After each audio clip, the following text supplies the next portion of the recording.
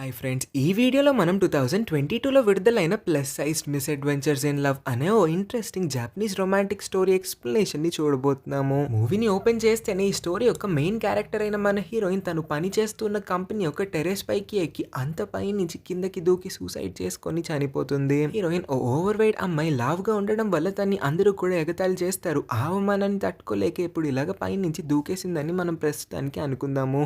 ఈ యాక్సిడెంట్ తర్వాత హీరోయిన్ కళ్ళు తెరుస్తుంది హాస్పిటల్ బెడ్ పైన. జరిగిన ఈ యాక్సిడెంట్ వల్ల హీరోయిన్ కి గతంలో జరిగిన ఏ ఒక్క విషయము కూడా అస్సలు గుర్తులేదు. ఇప్పుడు తన లైఫ్ ని తను ఫ్రెష్ గా మళ్ళీ స్టార్ట్ చేయొచ్చు. హీరోయిన్ తనను తాను అద్దంలో చూసుకొని ఫస్ట్ టైం చాలా కాన్ఫిడెంట్ గా ఫీల్ అవుతుంది. ఇంత అందంగా ఉన్నానా నేను? నా లిప్స్, నా కళ్ళు, ఇంకా నా స్కిన్ అన్ని కూడా చాలా పర్ఫెక్ట్ గా ఉన్నాయి. నాలాంటి ఒక క్యూట్ అమ్మాయి ఇంకా ఈ ప్రపంచంలో లేదేమో అని ఫీల్ అవుతుంది. ఎందుకు మన హీరోయిన్ మరి తెగ సంతోషపడిపోతుంది. అదే ఎగ్జైట్మెంట్ లో తను ఆఫీస్ కి కూడా బయలుదేరుతుంది. ఒక పార్క్ ని దాటైతే తను ఆఫీస్ కి రావాల్సి ఉంటుంది. చూస్తే పార్క్ లో మన హీరో చాలా అలిసిపోయినట్టుగా కూర్చొని ఉంటాడు ఒక చోట. హీరోయిన్ వెంటనే అతని దగ్గరికి వెళ్ళి అతని ఫేస్ ని చూడంగానే ఆశ్చర్యపోతుంది. ఎందుకంటే హీరోయిన్ ఇంటి నుంచి బయలుదేరుతున్న టైంలో తన ఫోన్ లో హీరో యొక్క పిక్చర్ ని చూసి ఉంటుంది. అసలు హీరో ఎవరు, హీరో యొక్క పిక్చర్ మన హీరోయిన్ ఫోన్ లో ఎందుకు ఉందో హీరోయిన్ కి ఏమీ గుర్తు రావట్లేదు. హీరోయిన్ ఇచ్చిన వాటర్ ని తాగుతూ ఉంటాడు. అదే టైం కి మన హీరోయిన్ సడన్ గా హీరో మొహాన్ని గట్టిగా తన చేతులతో పట్టుకొని చూస్తుంటే నువ్వు చాలా వీక్ గా కనిపిస్తున్నావు, ఇంటికి వెళ్ళి రెస్ట్ తీసుకోవచ్చు కదా, ఇక్కడ ఏం చేస్తున్నావు అని అంటుంది.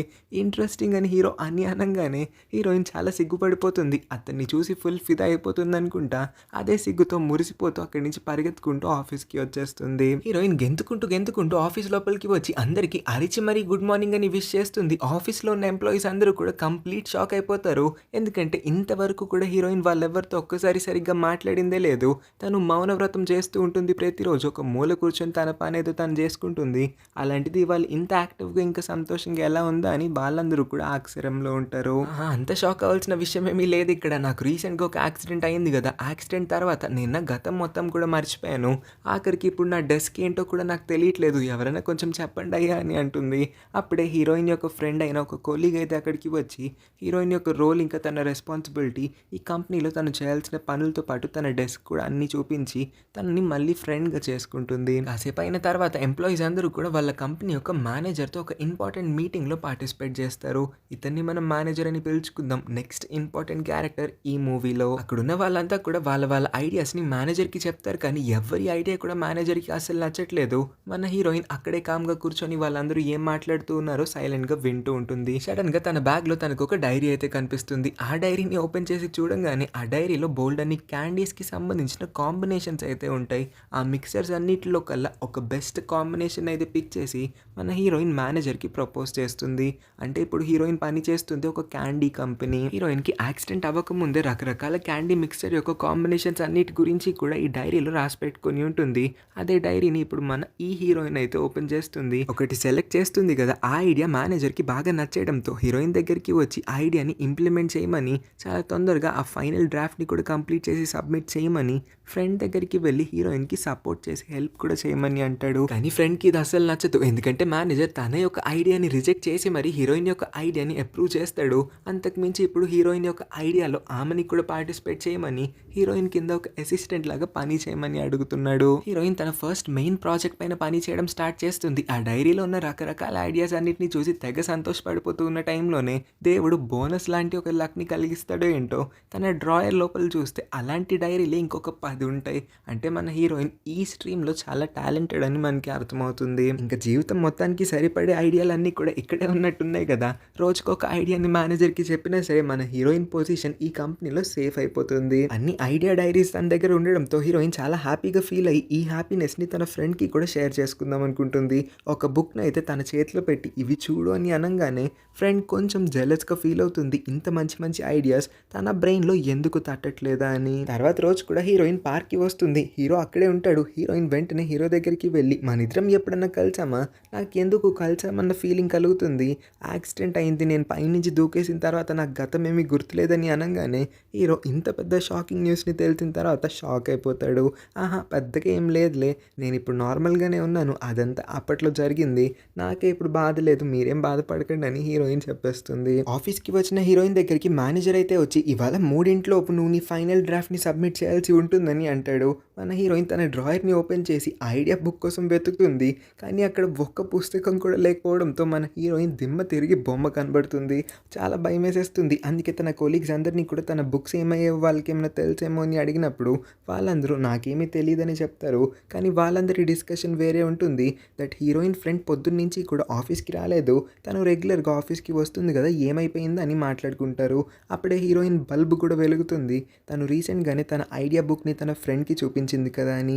అందుకే తను వెంటనే ఆఫీస్ నుంచి బయటికి వచ్చేసి ఫ్రెండ్ కోసం వెతకడం మొదలుపెట్టింది. హీరోయిన్కి ఆ పిల్ల ఒక చోట కూర్చొని ఉండడం కనిపిస్తుంది. నువ్వు ఇక్కడేం చేస్తున్నావు, ఆఫీస్లో ఉన్న వాళ్ళందరూ కూడా నీ కోసమే వెతుకుతున్నారు, నీ గురించే మాట్లాడుతున్నారని అన్నప్పుడు ఎవరు నా గురించి ఏం మాట్లాడతారు, అసలు నేను ఎవరికి కూడా పనికిరాను, నేను ఒక యూజ్లెస్ పర్సన్ అని తనని తానే డిగ్రేడ్ చేసుకొని మాట్లాడుతుంది. కానీ హీరోయిన్ తన్ని అలా మాట్లాడద్దని ఆఫీస్లో ఉన్న వాళ్ళందరికీ కూడా ఫ్రెండ్ యొక్క అవసరం చాలా ఉంటుంది. ఎవరి టాలెంట్ వాళ్ళకు ఉంటుంది, ఎవరికి ఎప్పుడు మంచి మంచి ఐడియాస్ తాడతాయో మనకు తెలియదు కదా, అందుకే మనల్ని మనం ఎప్పుడు కూడా తక్కువ అంచనా వేసుకోకూడదని అంటుంది. ఫ్రెండ్ కూడా ఈ మాటలన్నింటినీ రియలైజ్ అయిన తర్వాత హీరోయిన్ యొక్క డైరీస్ అన్నింటినీ కూడా తన చేతికి ఇచ్చేసి ఇలా చేసినందుకు సారీ అడిగింది. అలా వాళ్ళిద్దరి మధ్యన బాండింగ్ స్ట్రాంగ్ అయ్యి వాళ్ళిద్దరూ బెస్ట్ ఫ్రెండ్స్ అవుతారు. ఫ్రెండ్స్ నుంచి బెస్ట్ ఫ్రెండ్స్గా మారిన తర్వాత వీళ్ళిద్దరూ కలిసి పనిచేయడం మొదలు పెట్టారు. సబ్మిట్ చేయాల్సిన టైం కన్నా ముందే వాళ్ళ ఫైనల్ ప్రాజెక్ట్ని అయితే సబ్మిట్ చేసేయగలుగుతారు. ఎంప్లాయీస్ అందరూ కూడా ఇప్పుడు లైన్లో నుంచి ఉంటారు. వాళ్ళ ప్రెసిడెంట్ ఇంకా వైస్ ప్రెసిడెంట్ కోసం వెయిట్ చేస్తూ ఉన్నారు. అప్పుడే ప్రెసిడెంట్ ఈ పెద్దాయన అయితే అందరికన్నా ముందు వస్తాడు. ప్రెసిడెంట్ పక్కన ఉన్నదే వైస్ ప్రెసిడెంట్ అంట. ఈ వైస్ ప్రెసిడెంట్ ఇంకెవరో కాదు, మన హీరోనే. హీరోయిన్ రోజు గార్డెన్లో కలుస్తుంది కదా, ఆ అబ్బాయి ఈ కంపెనీ యొక్క వైస్ ప్రెసిడెంట్, మన హీరో అంట. ఈ విషయం తెలిసిన తర్వాత వామ్మో, రోజు నేను వైస్ ప్రెసిడెంట్తో అంత క్యాజువల్గా ఏదో ర్యాండమ్ అబ్బాయితో మాట్లాడినట్టు మాట్లాడేస్తున్నానని హీరోయిన్ కొంచెం భయపడుతుంది. ఆ తర్వాత వాళ్ళు ప్రిపేర్ చేసిన శాంపుల్ క్యాంటీన్ అయితే అక్కడికి వచ్చిన ప్రెసిడెంట్ ఇంకా వైస్ ప్రెసిడెంట్కి టేస్ట్ చేయమని ఇస్తారు. హీరోయిన్ వాళ్ళు చేసిన ఈ క్యాంటీన్ని తిన్న తర్వాత హీరో అయితే బ్లాంక్ ఎక్స్ప్రెషన్ని పెట్టి కన్ఫ్యూజ్డ్ రియాక్షన్ ఇస్తాడు. విషయం హీరోయిన్ అర్థం చేసుకొని వెంటనే ధైర్యంగా నుంచొని మీకు ఈ క్యాండీ నచ్చకపోతే రేపటికల్లా ఇంకొకటి తయారు చేస్తాము, మాకు ఒక 24 hours ఇవ్వండి ప్లీజ్ అని అడుగుతుంది. అన్నట్టే ఇంకొక 24 గంటల్లోనే ఒక కొత్త షేప్ ఇంకా కొత్త ఫ్లేవర్ క్యాండీని వాళ్ళందరి ముందు కూడా హీరోయిన్ తయారు చేసి పెట్టగలుగుతుంది. ఈసారి హీరోకి ఈ కొత్త క్యాండీ చాలా బాగా నచ్చడంతో హీరోయిన్ యొక్క ప్రాజెక్ట్కి అప్రూవల్ అయితే ఇచ్చేస్తాడు. అంటే ఇప్పుడు హీరోయిన్ తయారు చేసిన ఈ క్యాండీ మార్కెట్లోకి వెళ్ళడానికి రెడీ అయిందని అర్థం. మేనేజర్ మన హీరోయిన్ దగ్గరికి అయితే వచ్చి తన్ని కంగ్రాచులేట్ చేస్తాడు, కానీ అతని మొహంలో ఏమాత్రం సంతోషం ఉన్నట్టుగా మనకి అనిపించట్లేదు. హీరోయిన్ పొద్దున్న మీటింగ్ రూమ్లో నోటీస్ చేసి ఉంటుంది. హీరో మేనేజర్ దగ్గరికి వచ్చి అతనికి గుడ్ మార్నింగ్ అని విష్ చేసినప్పుడు మేనేజర్ వైస్ ప్రెసిడెంట్ అని కూడా చూడకుండా అతన్ని అస్సలు పట్టించుకోలేదు, తిరిగి విష్ కూడా చేయలేదు. వాళ్ళిద్దరి మధ్యన అసలు ఏం జరుగుతుంది, వాళ్ళిద్దరికి పడదా ఏంటి అని హీరోయిన్ తన ఫ్రెండ్ని అడిగినప్పుడు ఇక్కడే మనకి ఫ్రెండ్ ఒక ఇంపార్టెంట్ విషయాన్ని రివీల్ చేస్తుంది. జనరల్గా ఇలాంటి పెద్ద పెద్ద కంపెనీలో వారసత్వమే నడుస్తుంది. ఆ కంపెనీ యొక్క ప్రెసిడెంట్ రిటైర్ అయిపోయిన తర్వాత అతని యొక్క పొజిషన్ని వాళ్ళ పిల్లలకి కానీ లేకపోతే వాళ్ళ చుట్టాలకి సంబంధించిన ఎవరో ఒకరికి కానీ అప్పచెప్తాడు. కానీ మన కంపెనీలో చూసుకుంటే దానికి ఆపోజిట్గా జరిగి ఉంటుంది. హీరో వైస్ ప్రెసిడెంట్ అవ్వడానికి అసలు అర్హుడు కాదు. అంటే నేను ఆ మీనింగ్లో అనలేదు. హీరో చాలా కష్టపడి ఆ పొజిషన్లోకి వచ్చాడు, కానీ ప్రెసిడెంట్కి ఇంకా హీరోకి ఎటువంటి సంబంధం, బ్లడ్ రిలేషన్ అయితే లేదు. బట్ దానికి వ్యతిరేకంగా మన మేనేజర్కి ఇంకా ప్రెసిడెంట్కి మధ్యన ఒక ఇంపార్టెంట్ రిలేషన్ అయితే ఉంది. ప్రెసిడెంట్కి ఒక కూతురు ఉంది. ఆ కూతుర్ని మన మేనేజర్ పెళ్లి చేసుకున్నాడు. అంటే సింపుల్గా చెప్పాలంటే ప్రెసిడెంట్ యొక్క అల్లుడే మేనేజర్ అయి ఉంటాడు. తన సొంత అల్లుడు ఇంత క్లోజ్ రిలేషన్ ఉన్న తర్వాత కూడా ఎందుకు ప్రెసిడెంట్ మేనేజర్ని వైస్ ప్రెసిడెంట్ చేయకుండా మన హీరోని వైస్ ప్రెసిడెంట్ చేశాడు అనేది ఒక క్వశ్చన్ మార్క్ లానే ఉండిపోతుంది. దానికి సమాధానం మనకి మూవీ ఎండింగ్లోనే తెలుస్తుంది. అంతకుమించి ఒక రూమర్ కూడా నడుస్తూ ఉంటుంది. మేనేజర్ వైఫ్ ప్రెసిడెంట్ కూతురు ఉంది కదా, ఆ అమ్మాయికి ఇంకా మన హీరోకి మధ్యన ఎఫ్ఐఆర్ నడుస్తుందంట. దానివల్లే మేనేజర్కి ఇంకా హీరోకి అస్సలు పడదు. వాళ్ళిద్దరూ కూడా ఒకరి మొహాల్ని ఒకరు చూసుకోవడానికి కూడా ఇష్టపడరు. అందుకే వాళ్ళిద్దరూ కూడా అలా బిహేవ్ చేశారు మార్నింగ్ అని ఫ్రెండ్ అయితే మన హీరోయిన్కి చెప్తుంది. నెక్స్ట్ డే హీరోయిన్ హీరోని రోడ్ మీద చూసినప్పుడు అతన్ని గట్టిగా పిలుద్దాం అనుకుంటుంది, కానీ అదే టైంకి అక్కడికి ఒక లేడీ చిన్న పిల్లోని తీసుకొని అయితే హీరో దగ్గరికి వస్తుంది. వాళ్ళ ముగ్గురు కూడా ఒక ఫ్యామిలీ లాగా రోడ్ పైన నడుస్తూ ఉండడంతో హీరోయిన్ కొంచెం అప్సెట్ అవుతుంది. ఎవరా లేడీ అని ఆలోచించడం అస్సలు ఆపలేకపోతుంది. పార్క్ లో హీరోని కలిసి నీకు గర్ల్ ఫ్రెండ్ ఉందా, నువ్వు ఎవరైనా డేట్ చేస్తున్నావా అని అడిగినప్పుడు లేదు నేను ఎవరిని ప్రేమించట్లేదని అతను సమాధానం ఇస్తాడు. హీరోయిన్ లోపల చాలా సంతోషపడిపోతుంది. నాకు ఇప్పటికీ కూడా ఒక ఛాన్స్ ఉందనుకుంటా అతనికి ఏదో ఒక రోజు ప్రపోజ్ చేసే తీరుతానని నిర్ణయించుకుంటుంది. ఆఫీస్లో డిగావా అనే ఒక డిజైనర్ అమ్మాయి అయితే చాలా కోపంగా మన హీరోయిన్ దగ్గరికి వచ్చి, నీకెంత ధైర్యమే నా డిజైన్ని రిజెక్ట్ చేయడానికి, నీకు అసలు బుద్ధే లేదా, నా డిజైన్ని రిజెక్ట్ చేసే అంత ధైర్యం నీకు ఎక్కడి నుంచి వచ్చిందని అరుస్తుంది. హీరోయిన్కి లొడ బాగుతున్న డిగావా అనే ఈ అమ్మాయి ఎవరో కూడా గుర్తులేదు కాబట్టి, నువ్వు చేసిన డిజైన్ అంత చెత్తలా ఉంటే మరి రిజెక్ట్ చేయక ఇంకేం చేస్తారు, ఎప్పుడు ఆ పనికి మాలిన డిజైన్సే కాకుండా కొత్తగా ఏమన్నా క్రియేటివ్గా ఆలోచించు, అప్పుడు నీ డిజైన్ని అప్రూవ్ చేస్తా అని కొంచెం స్వాగ్తో ఆన్సర్ ఇస్తుంది. ఫ్రెండ్ వెంటనే హీరోయిన్ దగ్గరికి వచ్చి హీరోయిన్ చెవిలో చెప్తుంది, నువ్వు కొంచెం ఎక్కువగానే మాట్లాడుతున్నావు అనుకుంటా, డిగావా గురించి నీకు తెలియదా ఏంటి, డిగావా మన కంపెనీలోనే బెస్ట్ డిజైనర్, ఆ అమ్మాయి లేకపోతే మన ఏ క్యాండీ కూడా మార్కెట్లోకి వెళ్ళడం ఇంపాసిబుల్ అని చెప్పగానే డిగావాకి హీరోయిన్ సారీ అడుగుదాం అనుకుంటుంది. ఈలోపే డిగావాకి చాలా కోపం వచ్చేయడంతో తను అక్కడి నుంచి కోపంగా ఈ కంపెనీ నుంచే రిజైన్ చేసి వెళ్ళిపోవడానికి కూడా రెడీ అయిపోతుంది. మేనేజర్ తన్ని ఆపడానికి ట్రై చేస్తాడు, కానీ ఇప్పుడు మన ఇద్దరం ఒకప్పటిలాగా ఫ్రెండ్స్ కాదు, మన ఇద్దరి మధ్యన రిలేషన్ పూర్తిగా పాడైపోయింది కాబట్టి నీ మాట కూడా నేను వినాలనుకోవట్లేదని చెప్పి డిగావా ఈ కంపెనీని విడిచి అయితే వెళ్ళిపోతుంది. మేనేజర్ హీరోయిన్తో చెప్తాడు, నువ్వు నీ న్యూ డిజైన్ని 2 డేస్లో సబ్మిట్ చేయాలి, డిగావా లేకుండా ఈ పని జరగడం అసంభవం, నువ్వు ఎలాగైనా సరే మళ్ళీ డిగావాని కన్విన్స్ చేసి మన కంపెనీకి తిరిగి తీసుకొని రావాలి, 2 డేస్లో కొత్త డిజైన్ని కూడా సబ్మిట్ చేయాలని. హీరోయిన్ పక్కనే ఉన్న రెస్టారెంట్లోనే డిగావా ఉందని తెలుసుకొని ఆమె దగ్గరికి వచ్చి ముందైతే తన యొక్క బిహేవియర్ కోసం డిగావాని సారీ అడుగుతుంది. ఆ తర్వాత తన యొక్క నెక్స్ట్ ప్రాజెక్ట్కి డిగావానే న్యూ డిజైనర్గా ఉండాలని కూడా రిక్వెస్ట్ చేస్తుంది. డిగావా ముందైతే నేను అస్సలు ఉండను, ఇంత జరిగిన తర్వాత కూడా ఎలా నేను మళ్ళీ తిరిగి ఆ కంపెనీకి వస్తా అనుకుంటున్నావు అని చాలా షో చేస్తుంది. కానీ మన హీరోయిన్ క్యూట్గా మాట్లాడి ఆమెని చాలా గట్టిగా రిక్వెస్ట్ చేసుకోవడంతో ఆఖరికి డిగావా కూడా ఒప్పేసుకుంటుంది. తర్వాత రోజు డిగావా మన హీరోయిన్ కోసం ఒక కొత్త డిజైన్ అయితే తయారు చేసి తీసుకొని వస్తుంది. హీరోయిన్ ఎలాంటి డిజైన్ని కోరుకుందో అచ్చం అలాంటి డిజైన్నే తను క్రియేట్ చేయగలగడంతో హీరోయిన్ ఆనందానికి హద్దే ఉండదు, ఆనందంలో చాలా గట్టిగా అరిచేస్తుంది కూడా. ఇక్కడే హీరోయిన్కి తెలుస్తుంది డిగావా మేనేజర్తో పాటు మన హీరో వీళ్ళ ముగ్గురు కూడా ముందు చాలా మంచి ఫ్రెండ్స్గా ఉండేవారంట. ఈ కంపెనీ ఎస్టాబ్లిష్ అయిన స్టార్టింగ్లో వీళ్ళ ముగ్గురు కూడా నార్మల్ ఎంప్లాయీసే, నిదానంగా వీళ్ళ పొజిషన్స్ పెరుగుతూ ఉన్నాయి. అదేలా డిగావా మన హీరోయిన్కి ఒక గ్రూప్ పిక్చర్ని కూడా చూపిస్తుంది. పిక్చర్లో ఇంకొక ఎక్స్ట్రా అమ్మాయి కూడా ఉంటుంది. ఈ అమ్మాయిని చూడంగానే హీరోయిన్కి గుర్తు చేస్తుంది, ఆ రోజు రోడ్ పైన మన హీరో పక్కనే ఒక చిన్న పిల్లోని తీసుకుని నడిచి ఉంటుంది కదా, అచ్చం అదే అమ్మాయి అని. ఇంకొక అమ్మాయి ఎవరని డిగావాని అడిగినప్పుడే డిగావా రివీల్ చేస్తుంది, ఈమె ఇంకెవరో కాదు, ప్రెసిడెంట్ యొక్క కూతురు, అంటే మన మేనేజర్ యొక్క వైఫ్ అయి ఉంటుంది. డిగావా మేనేజర్ యొక్క వైఫ్ ఇంకా హీరో వీళ్ళ నలుగురు కూడా అప్పట్లో ఫుల్ టైం పాస్ చేసుకునేవారు. ప్రతిరోజు కూడా బయటికి వెళ్ళి సరదాగా వాళ్ళ టైంని స్పెండ్ చేసి బోల్డ్ అని పిక్చర్స్ని కూడా క్లిక్ చేసుకున్నారు. కానీ మేనేజర్ యొక్క వైఫ్ వన్స్ ప్రెగ్నెంట్ అయిన తర్వాత వీళ్ళ నలుగురికి మధ్యన దూరం పెరిగింది. వీళ్ళందరి మధ్యన దూరం పెరగడానికి ఒక కారణం డిగావానే అయి ఉంటుంది. ఎందుకంటే డిగావా ఓ రోజు మేనేజర్ యొక్క వైఫ్ని కలవడానికి వాళ్ళ ఇంటికి వెళ్ళిన టైంలో వాళ్ళ ఇంటి లోపల నుంచి అయితే మన హీరో బయటికి వస్తాడు. హీరో ఈ టైంలో వాళ్ళ ఇంట్లో ఏం చేస్తున్నాడు, అది కూడా మేనేజర్ లేని టైంలో, మేనేజర్ వైఫ్ ఇంట్లో ఒంటరిగా ఉన్న టైంలో. సో ఆమెకి అర్థమవుతుంది వైఫ్కి ఇంకా మన హీరోకి ఇద్దరికి మధ్యన ఏదో ఒక అఫైర్ నడుస్తుందని. హీరో ఎప్పటికీ కూడా ఇలాంటి ఒక పని చేస్తాడని ఆమె ఎక్స్పెక్ట్ చేయలేదు కాబట్టి హీరోని అసహించుకొని అక్కడి నుంచి చాలా కోపంగా వచ్చేస్తుంది. హీరో ఏదో చెప్పాలనుకుంటాడు, ఆ మాటలని కూడా వినిపించుకోకుండా అయితే చాలా చిరాకు పడుతుంది. వెంటనే మేనేజర్కి కాల్ చేసి తన వైఫ్ ఇంకా హీరో చేస్తున్న పనుల గురించి చెప్పినప్పుడు మేనేజర్ చాలా నార్మల్ రియాక్షన్ ఇస్తాడు. అతనికి ముందు నుంచే ఈ విషయాలన్నీ తెలిసినట్టు ఉంటుంది. ఇంకా ఈ అబ్బాయిలిద్దరి యొక్క అబ్నార్మల్ ప్రవర్తనని చూసిన తర్వాత డిగావా వాళ్ళిద్దరితో మాట్లాడకూడదు అనుకునింది. జస్ట్ నార్మల్గా ఈ కంపెనీలో ఒక ఎంప్లాయీ డిజైనర్గానే పనిచేసింది, కానీ ఆ రోజు నుంచి వీళ్ళిద్దరితో ఒక ఫ్రెండ్ లాగా ఏ రోజు నడుచుకోలేదు. అలా వాళ్ళకి దూరం పెరిగిపోయింది. నలుగురు ఎవరి దారిలో వాళ్ళు ఇప్పుడు నడుస్తూ ఉన్నారు. తర్వాత రోజు ఆఫీస్లోకి ఒక కొత్త ఎంప్లాయీ అయితే ఎంట్రీ ఇస్తాడు. వీడిని మన హీరోయిన్ కింద ఒక అసిస్టెంట్ లాగా పడేస్తాడు.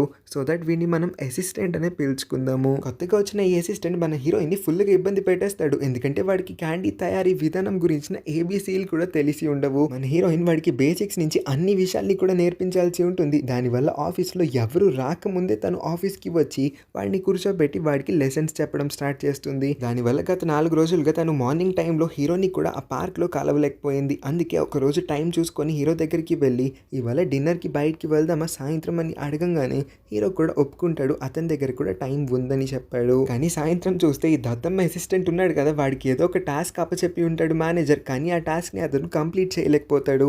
అందువల్లే మన హీరోయిన్ని కొంచెం అసిస్ట్ చేయమని అడిగినప్పుడు హీరోయిన్ పాపం కాదనలేకపోతుంది. వాడిని కూర్చోపెట్టి వాడికి అన్ని విషయాల్ని కూడా నేర్పించేసరికి రాత్రి అయిపోతుంది. హీరో ఆమెకి కాల్ చేస్తాడు.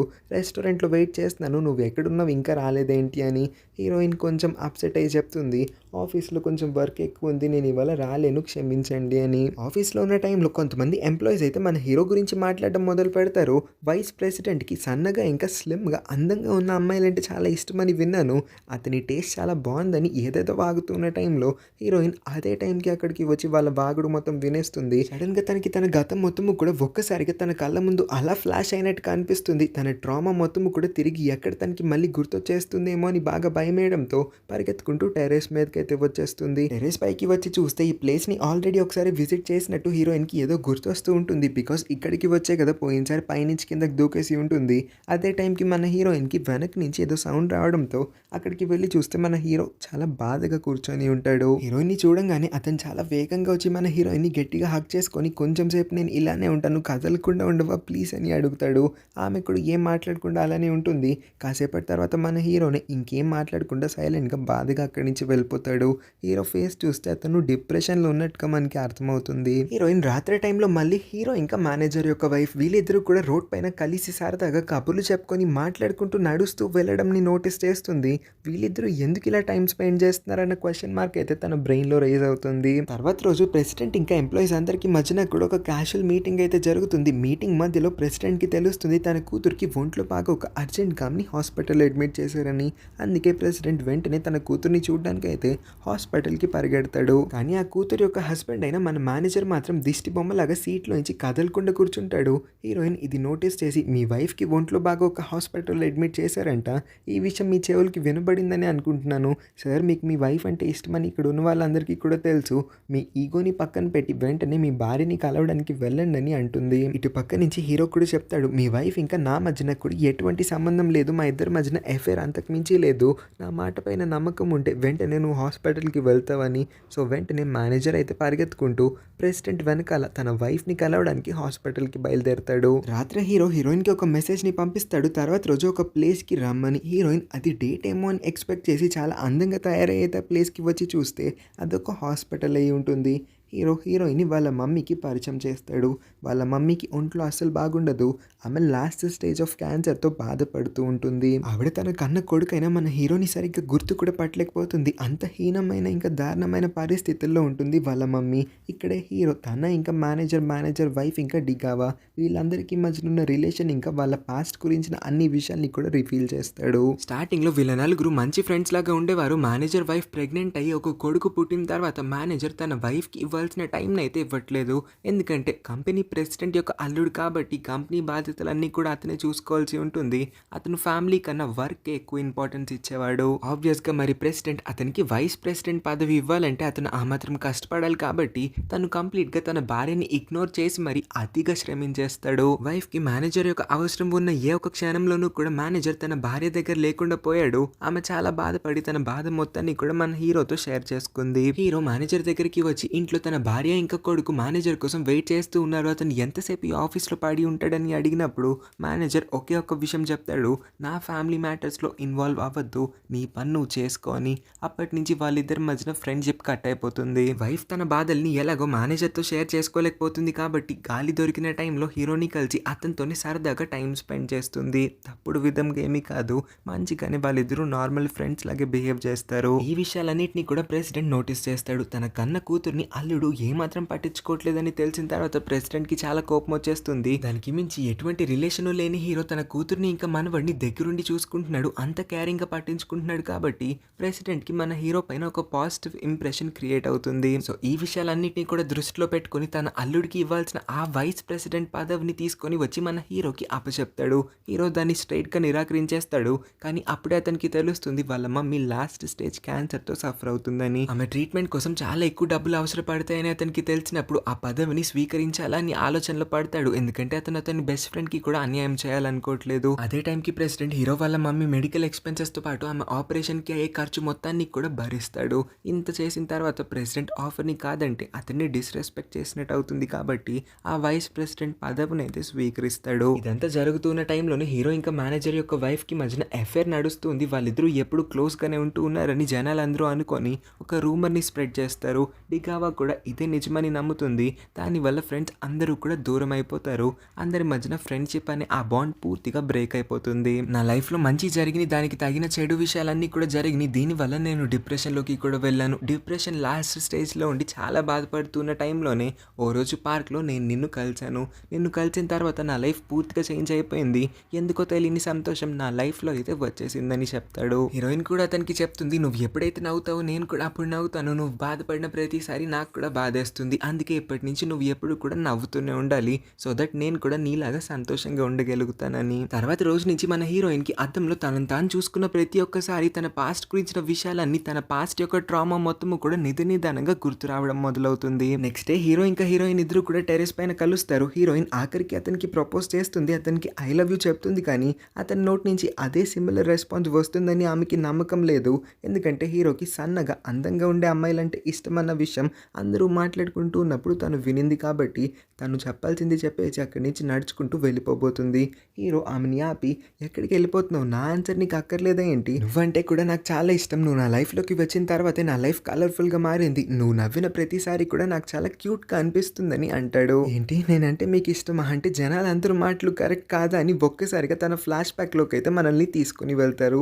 యాక్చువల్గా జరిగింది ఏంటంటే ఓసారి అచ్చం ఇలానే వీళ్ళిద్దరూ ఏదో ఒక పర్పస్ మీద టెర్రస్ పైన కలవాల్సి వస్తుంది. ఫస్ట్ టైం అప్పుడే మన హీరోయిన్ హీరోని చూస్తుంది, హీరోతో మాట్లాడుతుంది కూడా. హీరోని చూసి చూడంగానే మన హీరోయిన్ ప్రేమలో పడిపోతుంది. సీక్రెట్గా అతన్ని ప్రతి చోట కూడా ఫాలో అవుతూ అతని పిక్చర్స్ని కూడా క్లిక్ చేస్తూ ఉంది. అప్పట్లో కూడా కొలీగ్స్ అందరూ మన హీరో గురించి రకరకాలుగా మాట్లాడుకునేవారు. హీరోకి అందంగా ఉండే అమ్మాయిలు మాత్రమే ఇష్టం, అమ్మాయిలు సన్నగా ఉంటేనే అతనికి అట్రాక్టివ్గా కనిపిస్తారని. హీరో ఎవరికి ఈ విషయాల్ని ఎప్పుడు చెప్పలేదు.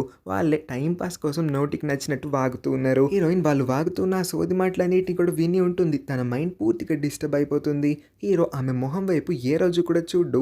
ఎందుకంటే హీరోకి ఆమె లాంటి అమ్మాయిలు అస్సలు ఇష్టం లేదు కదా అని తను భావించి ఇంకా తను హీరో లేని జీవితాన్ని ఊహించుకోలేక హీరో తన్ని ద్వేషిస్తాడేమో అని అనుకొని హీరో కోసం మాత్రమే, హీరో తనకి దక్కడు అన్న ఒకే ఒక్క విషయంపై మాత్రమే తను సూసైడ్ చేసుకుందామని నిర్ణయించుకొని మూవీ స్టార్టింగ్లో చూపించినట్టు టెర్రస్ పై నుంచి కిందకి దూకి చనిపోవడానికి ట్రై చేసింది. సో ఈ ఫ్లాష్ బ్యాక్ మొత్తం తెలుసుకున్న తర్వాత హీరో కూడా చాలా బాధపడతాడు. అప్పట్లోనే నువ్వు నాతో మాట్లాడడానికి కొంచెం ఎక్కువగా ట్రై చేసావంటే అప్పట్లోనే నేను నీ ప్రేమలో పడిపోయి ఉండేవాడిని అనుకుంటా. నాకు నీలాంటి క్యూట్ అమ్మాయిలే ఇష్టం. సన్నగా అందంగా ఉంటే మాత్రం ఏంటి, వాళ్ళు మంచిగా ఉండాలి కదా. వాళ్ళ బాడీ లావుగా ఉన్నారు, సన్నగా ఉన్నారా, కలర్ ఏంటి అనే విషయాలన్నిటికన్నా వాళ్ళ మంచి మనసునే నేను చూస్తాను. అదే అన్నిటికన్నా చాలా ఇంపార్టెంట్ అని చెప్పి మన హీరోయిన్ని గట్టిగా హక్ చేసుకొని ఆమెకి మళ్ళీ ప్రపోజ్ చేస్తాడు. హీరో లాస్ట్కి ఒక డైలాగ్ని కూడా వేస్తాడు, నువ్వు నవ్వితే చాలా బాగుంటావు అని చెప్పాను కదా, నీ నవ్వు కోసం నేను ఏమన్నా చేస్తాను, నా క్యూటీ పై అని అంటాడు. ఇదే హ్యాపీ ఎండింగ్ సీన్ని చూపిస్తూ ఈ స్టోరీని అయితే ఎండ్ చేస్తారు. ఈ ఇంట్రెస్టింగ్ స్టోరీ ఇంకా నా ఎక్స్ప్లెనేషన్ ఎలా అనిపించిందో కింద కామెంట్ చేయండి. ఇంకా ఈ వీడియోకి లైక్ చేయడం అసలు మర్చిపోవద్దు. మన ఛానల్ని కూడా సబ్స్క్రైబ్ చేసుకొని పక్కనే ఉన్న నోటిఫికేషన్ బెల్ని కూడా ఆన్ చేసుకొని ఉంచండి. అప్పుడే నేను పెట్టే ప్రతి వీడియోని మిస్ అవ్వకుండా మీరు వెంటనే చూసేయగలుగుతారు.